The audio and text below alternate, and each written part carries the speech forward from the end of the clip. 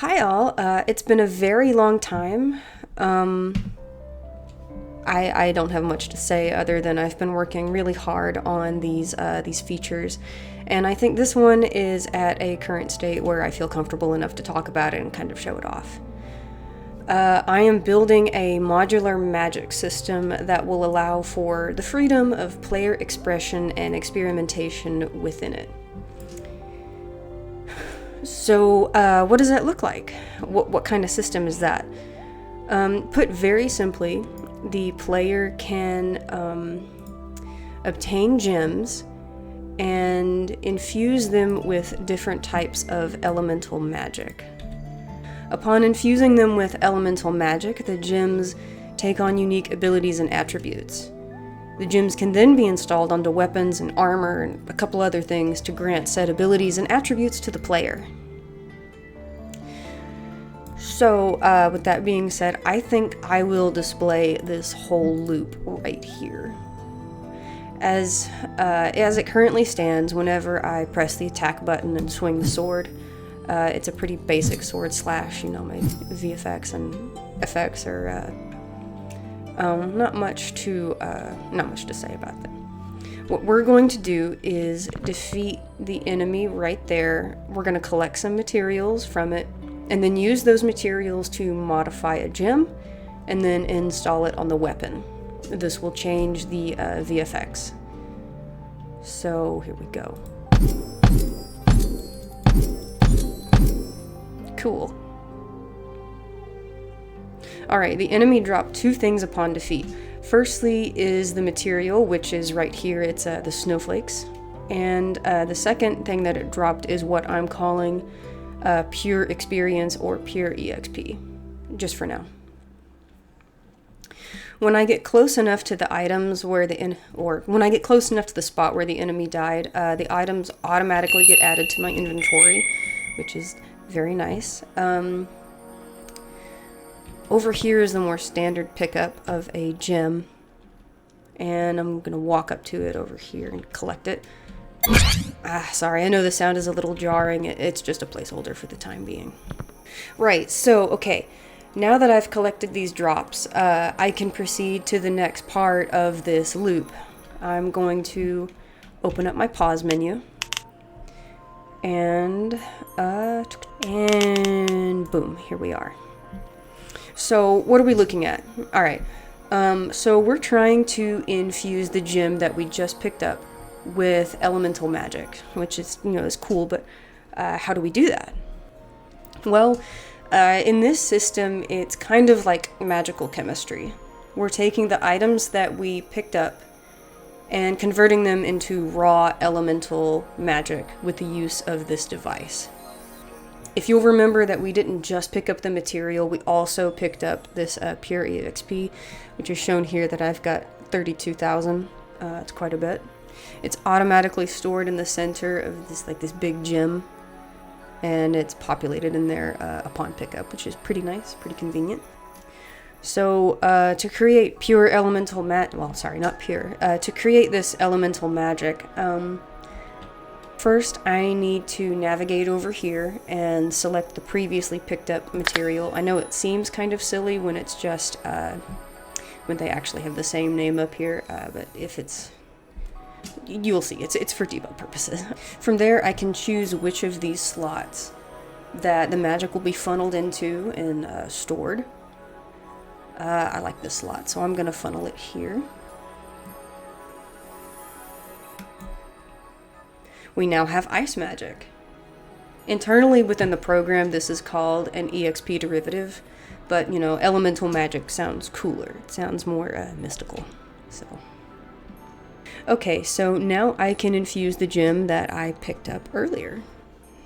To do this, I have to unselect my material, navigate up to the gems panel up here, and I'll select the ice gem, and it will automatically populate into this socket. Doing this, selecting this gem populates this information over here in the information tab so that we can see a quick breakdown of the pertinent information about the selected gem. We can see how much EXP we'll need and how much it will cost. So Yeah. Every action costs this pure EXP. There's no getting around it. It acts as like an experience currency that you have to obtain, and then, you know, it made sense when I was building it. If I move over and press the socket button, you can see that elemental magic is getting pulled from the container. Oops. It's getting pulled from the container and into the gem. You can also see the progress bar filling up over here. It took way longer to get these like individual tubes working. So if we funnel enough magic, the gem will gain a level and it will grant the gem an ability. I'm not sure if it caught it. I'll go ahead and do it again. I think I've got enough for it. Do this one at a time so that there's not an overload. Yeah. Okay.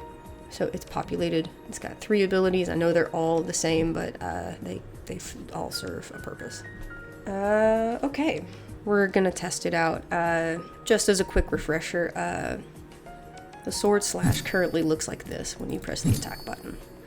Then pretty basic, nothing too special about it.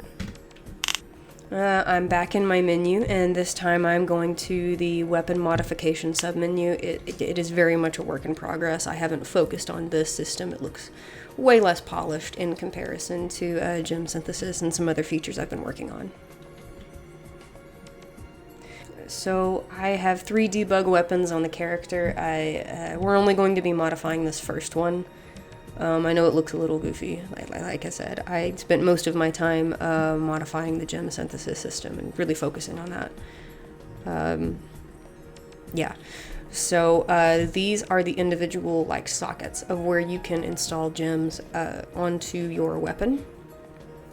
And right now they all say empty. What I'm going to do is I'm going to press this right here, and this populates a list of all of the items that... Sorry, it populates a list of all of the gems that the character has on their inventory, or on their person, in their inventory, I should say. So, if I press it again, it will unselect that socket. So I've pressed the ice, and now it says that ice is within the gem, and it's on this debug weapon right here. Now, if I exit the menus and I press the attack button, my sword slash changes. It populates quite a bit.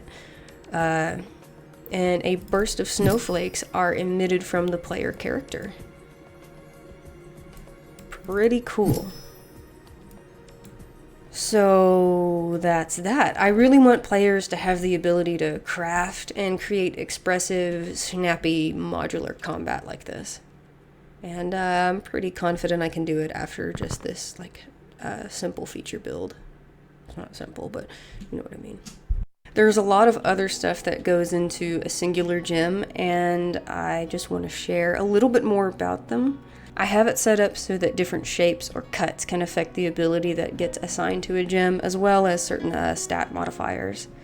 For example, it's on screen, this kite cut gem has an additional 2% of damage dealt to it, the critical attack, if it gets triggered. And a gem in this shape grants the player an additional 8% in defense boost when it's equipped to a weapon. So that is one of the features. That being said, it's not just elements that the player can manipulate gems with. I also want to build a station of sorts that allows the player to infuse the gem with more buffs and debuffs depending on what material they synthesize. I really want players to... I really want them to feel like sorcerers whenever they're tinkering with this system. So yeah.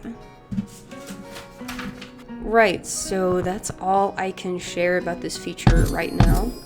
There's a lot more that I've already built and programmed for it, but I think it should remain a surprise, or it should be stuff that viewers can infer from how I set up certain things. I really can't wait to get to a point where I can share it. I wanted to make this video sooner, and truth be told, this is like my 6th time trying to build something for it. But I just didn't like how it went, or I felt that it was too wordy, and I didn't like my tone. So this time is just straight to the point, minimal explanation, no bells and whistles. Really brief overview. I built wow. I've been building a handful of other features after completing the basics for this one. Most of them are the things that we kind of take for granted or we don't really think about when we play a game. I'm trying to focus on more data-driven features and functions, such as using structures and data tables. It's been very cool. I've built quite a bit.